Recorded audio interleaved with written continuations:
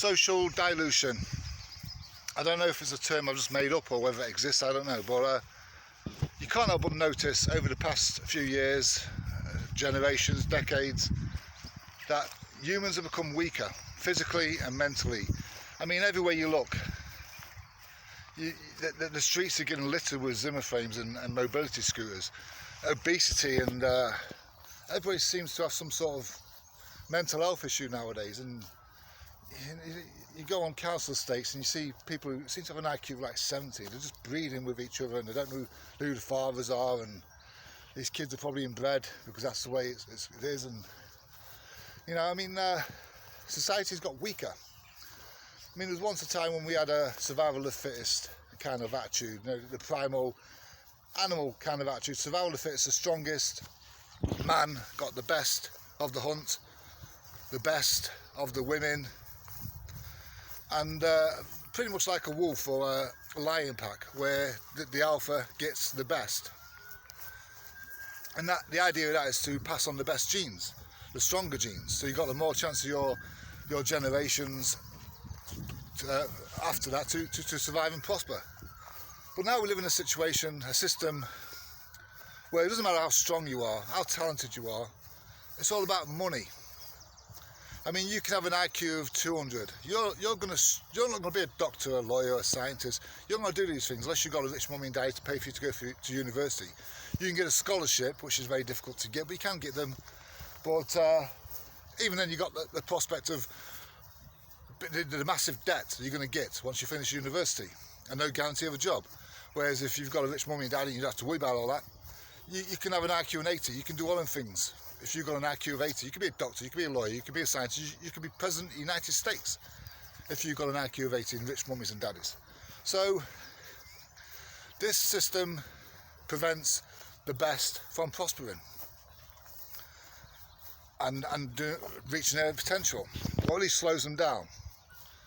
And it all started out really from civilization.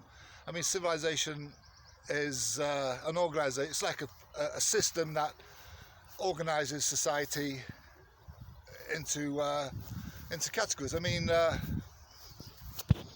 for start, I mean, we originally had kings and queens who became leaders not through talent or not through anything they'd earned, but because of birthright. And then we had democracy. Democracy again allows the wealthiest and those with the most money to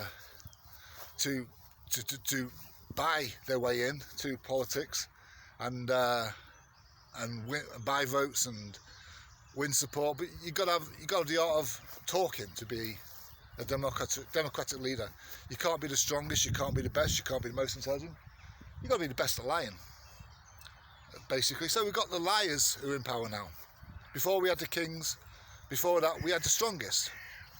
Now civilization has got weaker and weaker and weaker because the weakest have got to vote.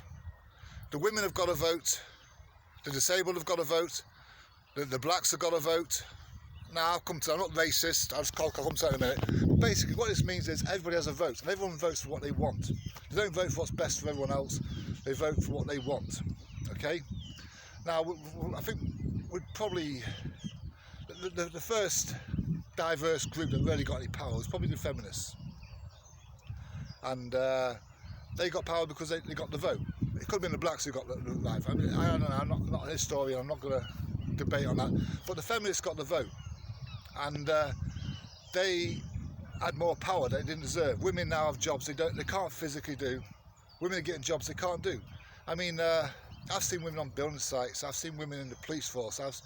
I mean, they cheat to get in, they cheat on the PAT tests, not the PAT tests, the bleep tests, they cheat on the physical tests. And the amount of times I've seen women, police officers, struggling to apprehend a suspect, and they have to call for male backup. And in the fire service, the same. I mean, there's once a time where a fireman had to carry a certain weight over his shoulder. I think it was about 12 stone down a ladder or something. They got rid of that test because women couldn't do it. Now, if you're on a fire and standing behind that door, you're unconscious. The smoker's knocked you unconscious. And standing behind that door is a 5'5", petite, slim woman with an axe or a 15 stone, 6'2" bodybuilder fireman? Who's got the best chance of knocking that door down and getting you out? You know, women shouldn't be in the fire service. They shouldn't be in the police force. They should be in the police force, but they shouldn't be front line. They should be doing other jobs. I don't know, maybe the desk jobs or women are better at organising than us. They've got a different.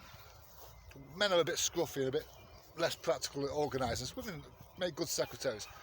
The feminists give women too much power. It's given power they don't deserve, and it's belittled society. It's diluted it. Because if you're a man, I mean, I'll give you an example. I've applied for jobs before, and it says must be able to lift 25 kilos. 25 kilos? What is that? The reason why they've got this 25 kilo rule is because they want women to be able to lift it as well. They want women to be able to have an opportunity, an equal opportunity to apply in a warehouse or as a labourer or whatever on a building site and be able to lift this 25 kilos. I could probably lift twice that in each hand, no problem. So it's only because of feminism they've weakened society, which means I have to weaken myself. I have to carry women. When I've worked with women in the past, they're slower than me because of women. They're slower than me, less practical than me at doing a specific job. I have to carry them. I have to slow my own pace down to carry them. Disabled as well. I mean, disabled, I've got opportunities they don't deserve. I mean, I've worked with disabled people before, and you've got to carry them too. Now, I'm not saying disabled people and women can't do jobs. I'm not saying they can't prosper in life and be successful. Of course they can, but you've got to be realistic. Can they actually do this? Yeah, can they actually do the job? And 9 times out of 10 they can't. Now I'll come to the black power thing. I mean, I'm not a racist, okay? I actually agree with equality. I agree with race equality. I don't agree with gender equality. I don't agree with disability equality. But again, as I said, don't misquote me, I do believe someone who's disabled should have the opportunity if they can do the job. But the thing is with the black power is it's become about power. It's not become about equality. I mean, I'm all for black people having an equal opportunity, but I mean, you can Google this. It's actually on the BBC if I think I'm talking shit. It's been all over. There was actually a white police officer who passed, a white male heterosexual police officer who passed his police training course in Chester for the Chester Police Constabulary, and he was denied a job because he was white, heterosexual, and male. You know, yeah. And I mean, speak from personal experiences. I have witnessed black people in jobs, and they're absolutely useless. And the only reason they've got a job, the only reason no one's going to sack them is because they're black. As I said, I mean, sure, a black person should be able to get a job and should be able to have the equal opportunities as a white person. I'm all for that, but it isn't equal. And we've got this Black Lives Matter stuff, and you got if anyone comes up and says all whites matter, they get criticised.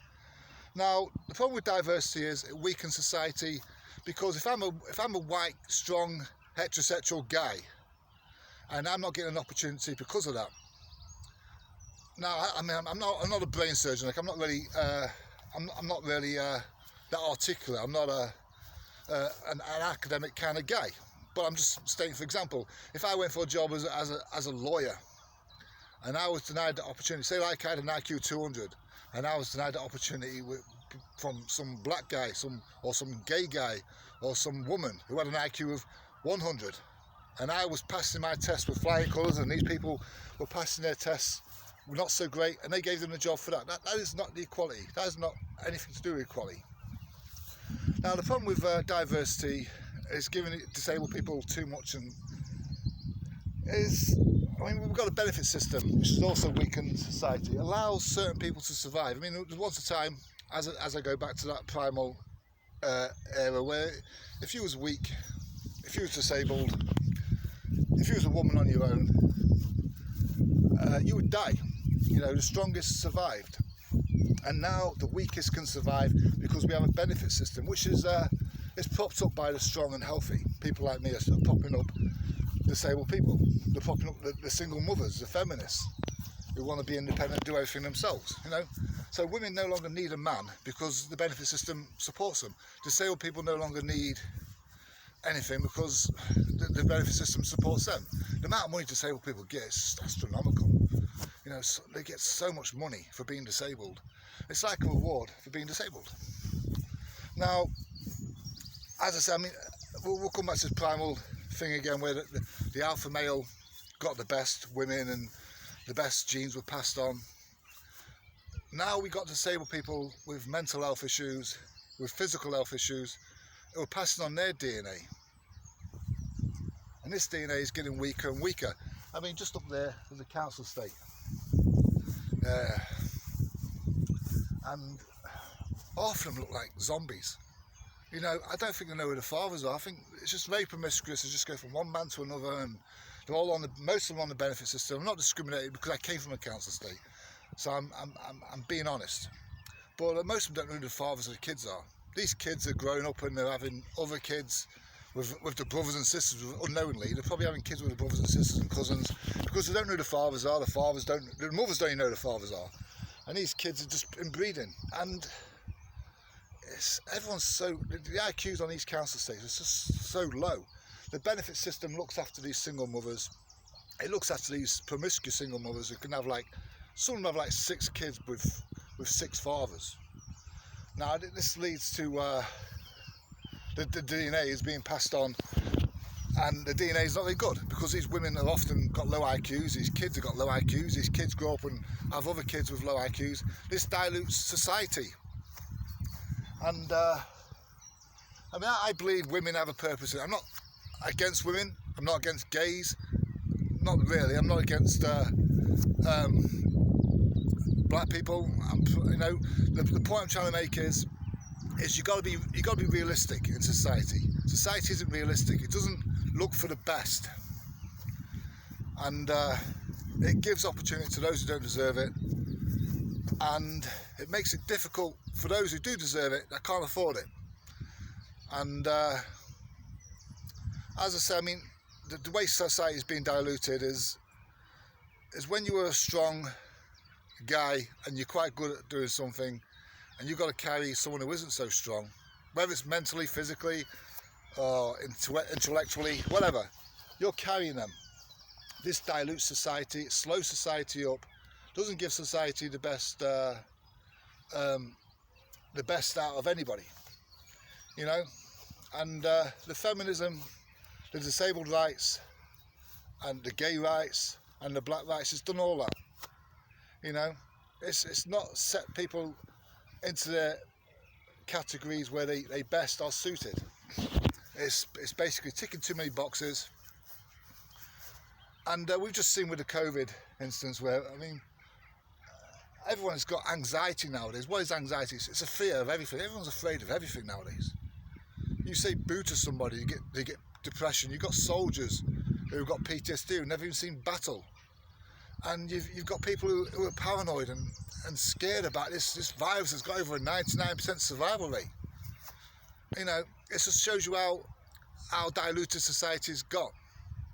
And even the people who don't believe it, they're getting the jabs because they're scared the government were going to impose sanctions on them, and they're going to have these passports, they're not going to be able to go to work, they're not going to be able to go on holiday, they're not going to be able to go to the cinema. People are so scared, so mentally retarded, you know. Now, as I say, I mean, I've got nothing against women. I like women. Women have a place in society, and it's not equal to ours. Black people should have an equal right to whites, equal right, not superior right. Disabled people, well, they slow society down, but I do believe some disabled people can achieve. And as for the gays, well, yeah, there's sure some gays out there who are really articulate, who could do good things. I'm not saying gay people should be discriminated and not have a chance in society, but we've got to be realistic. I mean, if they can do the job, you wouldn't want a gay guy. Homosexuality is a form of mental health issue. Okay, I'm not saying they don't have a place in society. I'm not saying they should be cooled or anything, but they have a mental health issue, and you got to be better in mind. You don't want someone with a mental health issue, a sexual mental health issue, working with children especially, or women, or men even. Any kind of job where they could be an opportunity for them to offend. I mean, no one wants to talk about it, but I bet statistically most child sex abuse is carried out by at least bisexual, homosexual men. And that's the way it is. Society has been diluted. The strongest are not getting the opportunities. The strongest are not allowed to thrive, or it's very difficult for them. There you go.